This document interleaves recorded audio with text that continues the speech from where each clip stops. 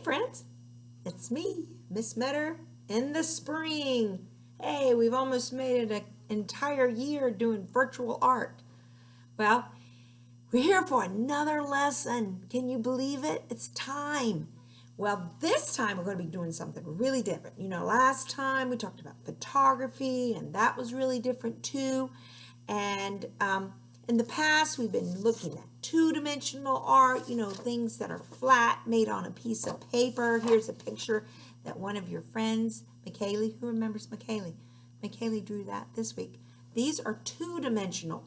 They're just flat. They're on a piece of paper, okay?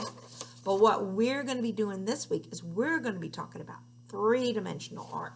And three-dimensional art is art that's not just on a flat piece of paper. It's art that has depth to it. That's not only height, width, but it also has depth. So I'm going to show you some examples.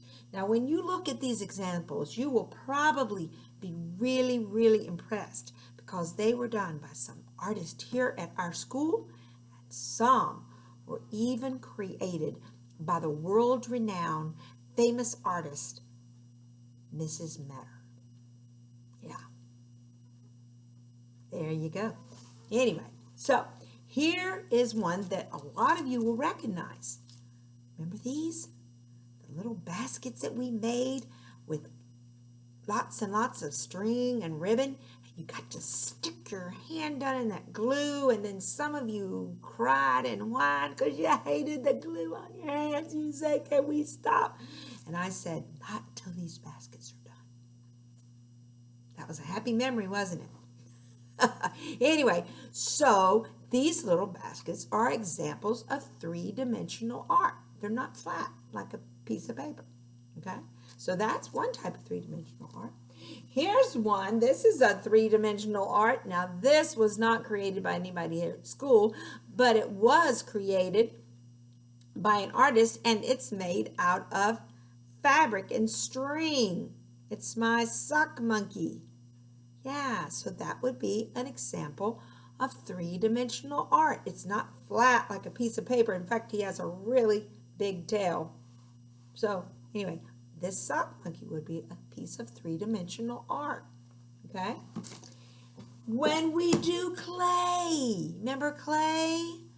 When we make little pots and those little animals and things we've made in the past, this is a bigger pot and it's got all kinds of different techniques on it, but clay, any type of clay that you work on is considered three-dimensional art. It has height, it has width, and it has depth. You can stick your hand down in there. You can go around it, okay? It's three-dimensional.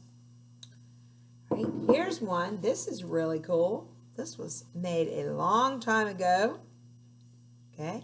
You know what that was made out of? This is strange. It was made out of a pipe, not a pipe cleaner, clothes hanger that I cut apart and I shaped it into a weird shape. And then I put an old piece of hose over it. I stretched it over and tied it at the bottom like that onto this block of wood. And then I painted it. It made a piece of three-dimensional art. What do you think that could be? I think it looks like a bird. Taking off. Yeah, three-dimensional art. Here's another piece. You may have seen this sitting in the back of our classroom.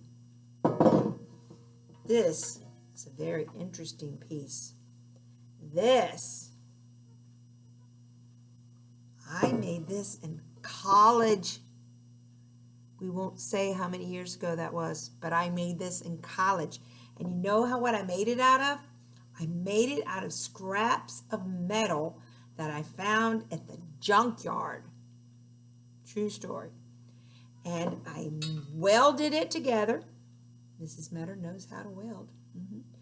And then I spray painted it, and I made a piece of three-dimensional art. And even though it's not very big, it is very heavy. And it's actually meant to go out in the yard, but I've had it in the back of the art room for some time now. Now here's one you'll think is really fun. I hope I can get it up here far enough for you to see it. Oh, I may have to turn my screen. There you go. This, can you see that? It's got little lights in it. This was a tennis ball can. Yeah, I turned it upside down, drilled a hole in it so I could put a little string of Christmas lights up inside of there, okay? And then I painted it with this special paint that is like see-through, and I painted a underwater picture on it. Yeah. That is like a little piece of sculpture because it's not flat. It's 3D. Okay? So you get the idea of what 3D is? Okay, so we're going to be doing a whole lot of talking about 3D art. And on the web page, and you know I always get confused about this, but if you're looking at me, I think it's over there. There's a picture, a new picture on the wall, and underneath that, there's a story by Maddie and Dada about a real-life artist that used to live, and his name was Brancusi, and he was a sculptor. And then there's a video over there about playing a game that's called Statue. We can be the own 3D piece of art. It's a fun game. Try it out. It's over there next to the, maybe I'm saying it wrong. Maybe it's over there. It's under the pineapple poster. Then on the rug, there's a cute story. And it's not really about 3D, but it's just so cute. I had to show it to you. It's about this little kid. He gets in the paint, and you can imagine. Yeah. And on the stool, let me think. What is under the stool this week? Under the stool, there's something that I have totally forgotten. Oh, Miss Matter, you've been here too long today. Wonder what was under the stool. I guess you're just going to have to click on it and find out. Click on that stool. Find out what's under there. Something fun, I guarantee you. And then over there on the art cart, I'm going to have another video with some fun things that you can make at home, three-dimensional art made out of junk. I love to make art out of junk. That's why Mrs. Meadow never throws anything away. You should see my garage. Anyway, I just love you so much. I hope you're having a marvelous spring and a happy Easter. And I look forward to seeing you before long. And make some comments if you want to, and tell me how your art projects turn out, or if there's certain things that you like better than others. And I'll see you again before long. Ta-da!